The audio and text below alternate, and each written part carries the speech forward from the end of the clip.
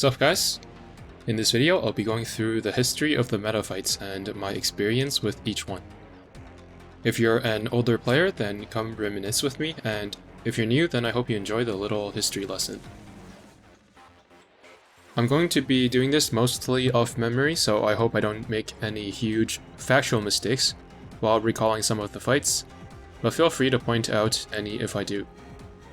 The first meta fight ever introduced was Hiryu meta, which came out at the very end of 2020 along with the Operation Siren update.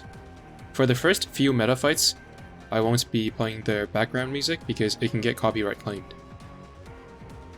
The first time I got a copyright claim on my channel was actually the Helena meta fight, and I didn't know what it meant, so I immediately muted the video thinking my channel would get nuked if I didn't or something.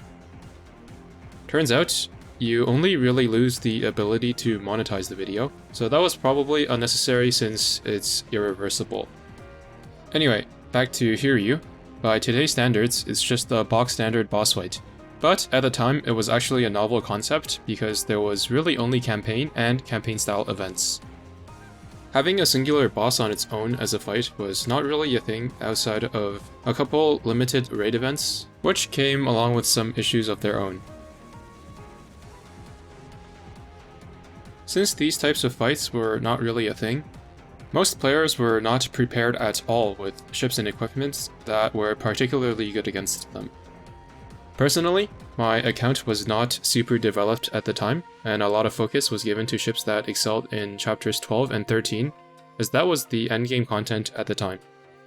I also did not put much focus on raising my fleet tech, and likely didn't even have my faction tech maxed out, because it was totally unnecessary for a campaign back then. Since gold plates also came out with Operation Siren, nobody had an abundant amount of plus 13 equipment lying around right off the bat. Because I was so unprepared at the start, I don't think I could have one-shotted with what I had at the time, even given what I know now. Some Chinese players did manage to one-shot it though, with a fleet of, I believe, Nagato, Shinano, Shokaku, Idol Roan, Ariake, and Helena. It was also possible with Ranger probably. I mean, theoretically it should be, but I don't think I saw anyone successfully doing it with her. And also, most of the early metas had to be manualed if you wanted any chance of successfully one-shotting them. Before it went away, I did give it a try with Taiho replacing Shokaku, and the best torpedo ships I had replacing Ariake, but I only barely managed to exceed 1 million damage, which was less than 75% of its total HP.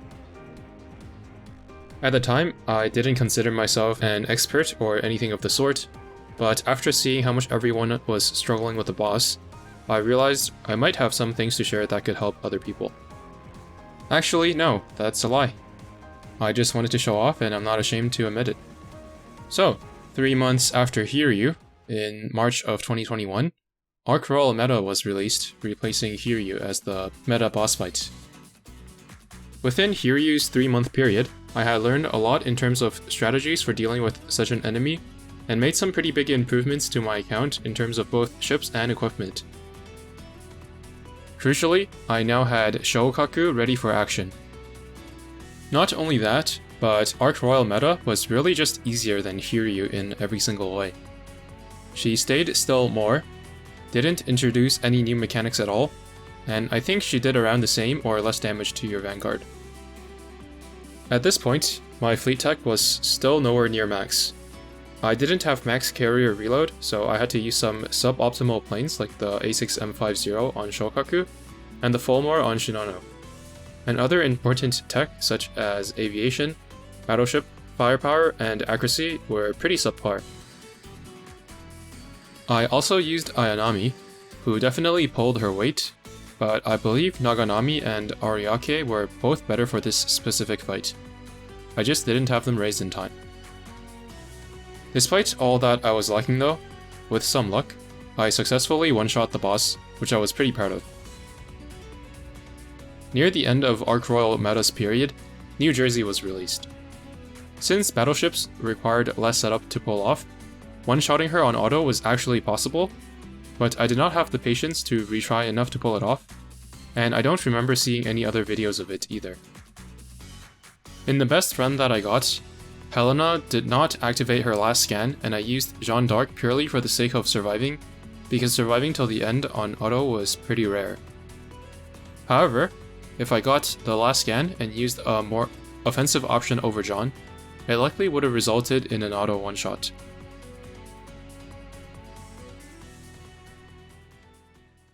After Arc Royal meta came Helena meta, who was much different than the two bosses before her. Rather than a medium armored carrier, she was a light armored light cruiser. I also forgot to mention before, but unlike campaign bosses, Hiryu and Arc meta had extremely low evasion and luck stats, so accuracy equipment like White Shell and SG Radar, which were quite commonly used in campaign, were not as effective against them. However, Helena meta then came along with much higher evasion than the carriers, although still not high by campaign standards, but made accuracy an important stat once again. If I'm not mistaken, she also had this mechanic where her speed stat was much higher than the speed at which she moved, but she was slowed down artificially in the fight, and since slows are multiplicative, they were less effective against her, although roots, which set her speed to 0, still worked the same. Being a different armor type meant that most of the investment put into anti-medium specialization was, unfortunately, more or less useless. Rockets were also not a thing yet, so carriers were entirely phased out in favor of battleships, except for one. These days, it's standard practice to use Aurora for any light armor boss with high evasion, but before this boss came out, there was no real need for Aurora, so I did not have her raised. I had always been aware of Aurora's potential, but it wasn't until Helena meta that I rushed to level her. Since Aurora is only being used for her skill, she was only level 112 when I successfully one-shot this boss. I never understood why people ask questions like, "Hey, do you know if my non-max level, non-def 30, non-max limit break works?" Like, why not just give it a try and see if it works instead of asking other people, who probably don't have the ships at the same state as you. Something that is also pretty standard these days, but was never really before seen, was the usage of autoloaders. Up until this point, due to campaign not really having a strict time restriction or requiring meticulous syncing, autoloader was seen as a total meme that was never worth using over things like shells or even SG Radar. This is probably the first time I had ever used an autoloader. The other one-shot setups that I saw didn't use it, but since I didn't have my battleship reload tech maxed out yet, as I was busy trying to get as much carrier reload as I could during the first two meta fights, I had no other options for getting enough reload for that last selfo from FDG. For the same reason, I used the triple 381 on New Jersey, despite it being weaker than the 406 MK6 at plus 10, because it's just a tiny bit faster. For the last slot in the main fleet, Duke of York was a pretty popular choice, but because of how tight the timings already were with just two battleship pushing each other's cooldowns back, it was not possible to one-shot with a 3 battleship comp. Instead, Shinano was used, once again, for her permanent damage taken increased debuff, but her personal damage, provided you could time her strikes when Helena stayed still, was also probably better than Duke of York's. That's just the advantage that carriers inherently have on manual. Something to notice as well is that Shinano has been the best carrier for all these fights since the first until the current one, and has been equal or better than battleships for most of the fights. Yet there are still factions of people who think that she is just okay. In terms of other options for this fleet, I only remember two. One player used Richelieu over FDG, and another used Kawakaze over Aurora, but all other ships were irreplaceable if you wanted a one-shot. This was a time before DDGs, rockets, and most of the UR ships that we see nowadays, so it was just impossible to one-shot her with anything but the very best options. As for auto, it was very hard to consistently survive all her lasers till the end, regardless of the vanguard you used, and at the same time, I was not aware of the cockchip gate, so I personally didn't even bother finishing her points ladder. Out of all the meta dossiers, she's the only one that I still have multiple tries remaining. After Helena meta came Soryu meta, which again was a carrier with medium armor and no real special mechanics other than a super big attack during the last 3 seconds of the fight that would instantly wipe your vanguard. If you used the ship with Eagle Union damage control protocol though, it wasn't too much of an issue. During the period of Soryu meta, many huge changes took place. The first was PR4, which brought us Hakuryu and A-Gear, as well as AP rocket fighters and Tenrai. I don't think you need me to explain why that was a big deal. On top of that, the level 125 uncap was also released during this period. I remember seeing a Japanese player who rushed Haku to Dev 30 in just 3 months, and actually managed to one-shot Soryu meta on auto before the level 125 update. His team had Shinano, Haku, Arc Royal, and Helena, and it took 3 assault carrier procs from Arc as well as 3 radar scans from Helena, but it was the first meta auto one-shot that I ever saw. After the level 125 update, auto one-shots were still relatively rare, but manually one-shotting became much more realistic for many players. I managed to pull off this one-shot with Cranes as my first ever meta auto one-shot, which I was pretty proud of at the time.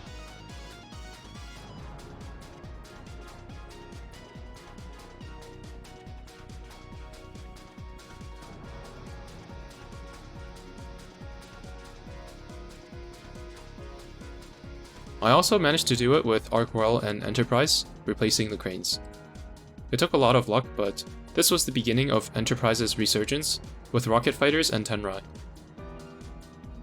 While it seemed like Arc Royal meta was one-shottable on auto, it wasn't until 6 months later that the first auto one-shots started popping up. After Soryu meta came Nesuno meta. She was the first battlecruiser meta boss, but she had medium armor, so it wasn't too different from the carrier bosses.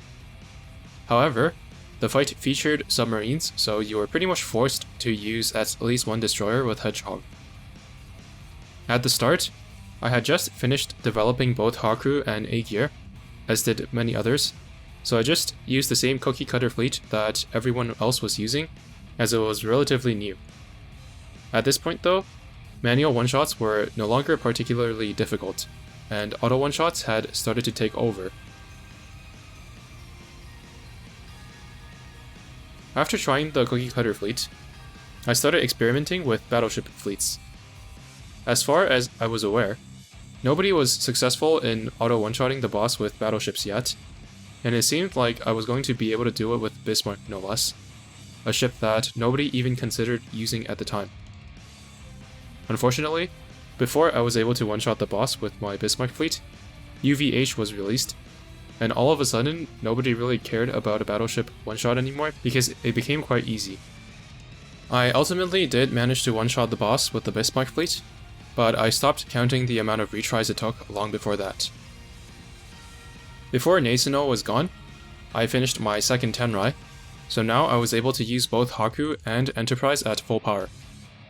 Many people were still sleeping on Enterprise up to this point because of how strong and easy to use Haku was, but she slowly started seeing more use as people started to catch on to how Haku was carried by Shinano pretty hard and isn't really the top pick in a solo context. After Nesuno was her sister Scharnhorst. She was of the same hull class, had the same armor, very similar stats, and also had submarines, but had slightly different movement patterns and attacks. The exact same fleets that worked against Nesuno also worked against Scharnhorst, so it was just 3 more months of the exact same thing. Not exactly the most exciting period. After Scharnhorst came Repulse meta. To this day, I still think this was the most difficult meta fight. I could not one-shot Hiryu because my account was not developed enough, and pre-level 125 update, auto one-shotting the bosses was pretty much impossible, but for this boss, I had everything, and there was only a single fleet that could truly auto one-shot it. Repulse had this mechanic where she would start the battle with a ton of damage reduction, and for a certain number of torpedoes, airstrikes, and battleship salvos that you launch, the damage reduction would be decreased. For this reason, fleets had to be built keeping in mind that you need a certain number of salvos fired by a certain threshold in time.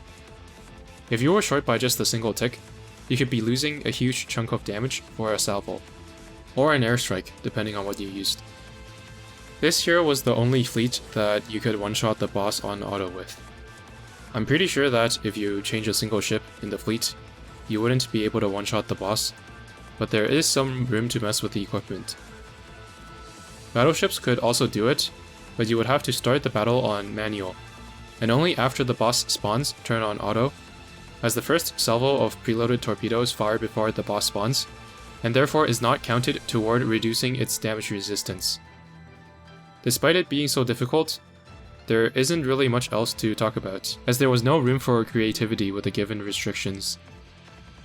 I do remember attempting to do this boss on manual with Akaga, but I ultimately ran out of patience having to avoid all the damage coming from the boss while maximizing my own damage output at the same time. After Repulse was her sister Renown meta. Thankfully, they did away with the text for Renown. Renown's special mechanic was that she would charge up for a big attack 3 times throughout the battle, and if you did a certain amount of damage during the charge up, the attack would get cancelled and she would get healed and damage resistance. All you had to really do was not attack her during her charge ups, which was more manageable compared to Repulse's mechanics, but she dealt a ton of damage to the Vanguard with those charge attacks. Right from the get-go, there were multiple team comps that could one-shot her on auto, including of course the classic Nagato Shinano Haku, as well as this Enterprise comp here which had none of the IJN ships. I was also experimenting with a fleet that featured FDG and Seidlitz on auto, but once again I ran out of patience. During Renown's period, 2 pretty major changes took place. First was the release of Musashi, who was a pretty big step up in damage and worked well with all sorts of team compositions. Second was people beginning to have fully developed Plymouth, who obviously would end up the newly added Musashi, while adding more damage herself than any other vanguards at the time. With the 2 big upgrades compounded on top of each other, it was now realistic to one-shot the meta boss quite consistently without the need for Helena, which was the first. And coincidentally, after the release of Musashi, the next meta boss was Arizona Meta, which was the first heavy armor meta boss, making Musashi appear even more broken compared to the other ships, as her true specialty is her insane damage against heavy armor. Arizona had a very unique mechanic, where the longer your ships stayed inside the smoke she summoned, the more they would be slowed, and the damage they would receive would also increase quite significantly. On the other hand, if your ships did not linger inside her smoke, then she actually didn't do a whole lot of damage. This led to the best approach being to ditch the conventional defensive auxiliaries like rudders and toolboxes, in favor of boilers for speed to better escape the smoke. Since speed was more important than raw bulk, it became much easier to use destroyers in this fight compared to past fights, and many destroyers can deal lots of damage against heavy armor with torpedoes. So it was hitting 2 birds with 1 stone. However, due to the nature of how the smoke worked, while there was a huge variety of team compositions that could one-shot the boss, consistently staying alive every run was a pretty big obstacle. The most consistent solution ended up using A gear as the tank with all speed auxiliaries, so you would have both high enough speed to escape the smoke, but still fall back on A gear's bulk if things went south. By the way, I am featuring fewer specific setups for these more recent fights, because they're much more accessible than the old ones, and you'll find all sorts of different team comps from different players just searching them up on YouTube. After Arizona Meta came Queen Elizabeth Meta, who was once again a heavy armor battleship boss. She had her own special mechanic in that she would summon these knights that could only really be damaged by meta ships, and you had to kill these knights in order to stun her and make her take increased damage, forcing you to use at least 1 meta ship in any reasonably consistent setup. As long as you did that though, she wasn't too difficult of a fight. This is also a fight where, despite being quite doable without using Helena, the OG one with the radar scan I mean, it was actually more consistent to run a Helena comp. So remember not to just stare at your Helena not proccing her radar scan, and just assume that Helena means inconsistent, because this fight proved that it is not always the case. At the end of Kiwi Meta's period, Bismarck's Way was released, but she is not particularly strong against heavy armor, so she did not get much of a chance to shine. That is until the next meta boss came around.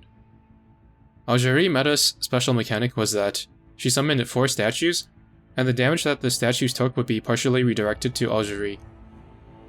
Regardless of what armor type Azur was, obviously the entire thing was just a setup for Bismarck Zwei's black hole to feast.